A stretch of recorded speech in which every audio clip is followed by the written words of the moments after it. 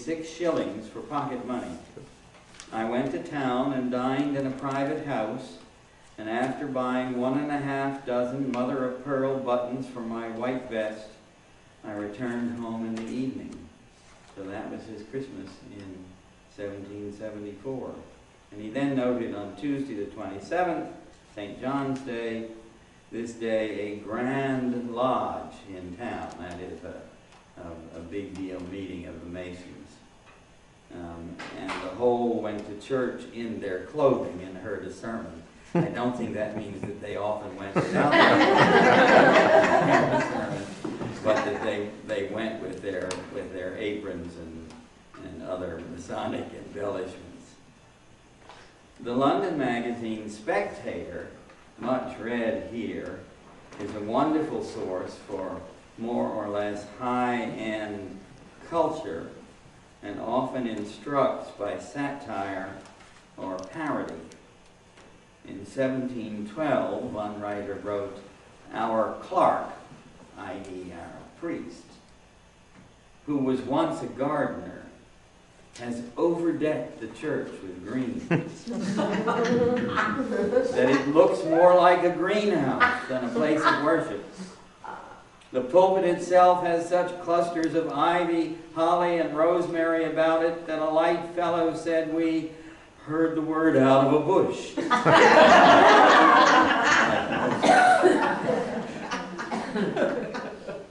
Then I've got a little Monroe story from the early 19th century, which is a rarity in that it gives a little insight into children and the gift-giving impulse. And to understand this short excerpt, you have to know who the characters are who are being mentioned. James Monroe, you know.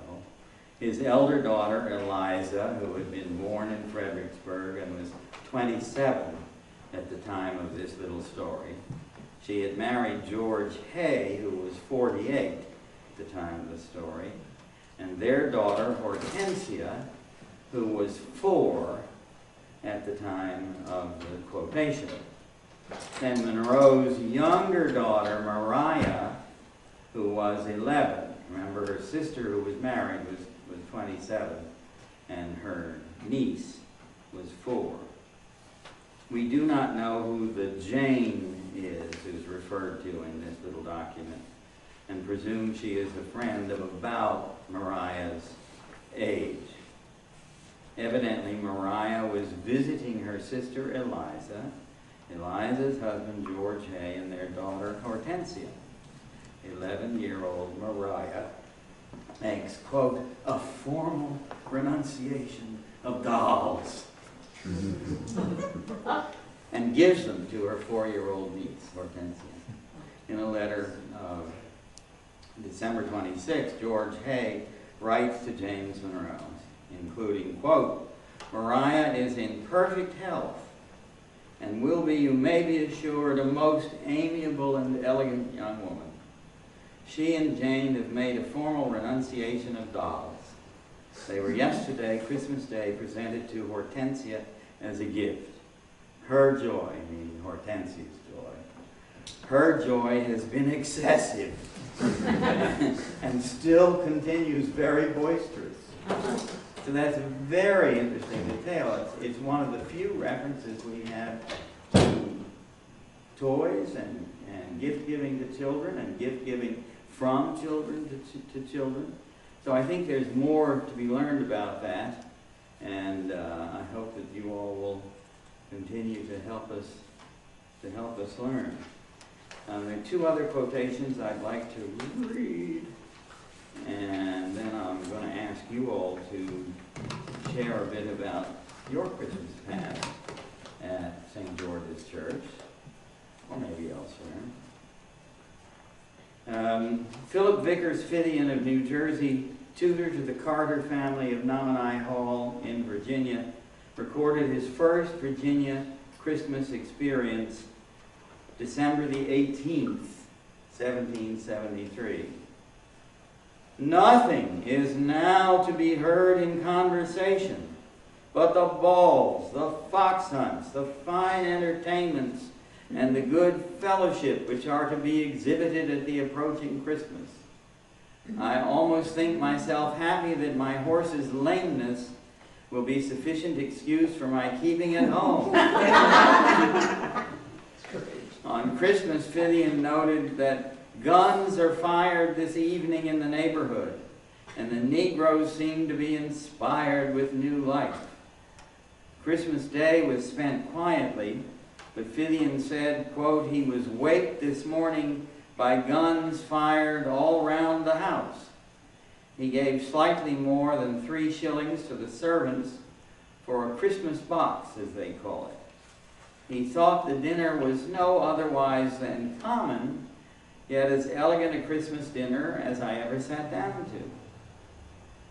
On December 29th, Fithian reopened his school after a 5-day holiday, and he recorded that they had a large pie, probably a large meat pie, not a large sweet pie, to signify the conclusion of the holidays. And then one other quotation I particularly find interesting. Nicholas Creswell, an Englishman who spent years in Virginia and kept a journal, wrote while in Alexandria on December 25th, 1774, Christmas Day but little regarded here. Creswell did, however, attend a ball on 12th night. There were 37 ladies dressed and powdered to the like, some of them very handsome, and as much vanity as is necessary. All of them fond of dancing, but I do not think they perform it with the greatest elegance. Betwixt the country dances, they have what I call everlasting jigs. A couple gets up and begins to dance a jig to some Negro tune. Others come and cuts them out. These dances always last as long as the fiddler can play. This is social, but I think it looks more like a bacchanalian dance than one in a polite assembly. Old women, young wives with young children on the laps, widows, maids, and girls come promiscuously to these assemblies, which generally continue till morning. A cold supper, punch, wine, coffee, and chocolate, but no tea. This is a forbidden herb. It's 1774. The men, chiefly Scotch and Irish. I went home about 2 o'clock, but part of the company stayed, got drunk, and had a fight. Thus Christmas in Virginia, and Tripp was quoted in the paper, which I haven't seen today. So Tripp said a few words, if you will, and then we'll chit-chat around. Well, you can come and join our dance group, and you can learn all these promiscuous dances. One of the wonderful things about their dance group, by the way, which I had not realized till attending some of the performances, I do not dance, but or haven't, was that they are dated, and it's fascinating to me to follow changes in the culture expressed in changes in the dance from 1580 to 1780, whatever the range of dates. Come on up here and say words. Well, luckily, yeah, they're all written down. And yeah, the dance people wrote down the dances and the dance movements and the music that was supposed to go along with it. So that was kind of nice. Yeah. There's one other thing I'll share, because you covered a lot of things about that.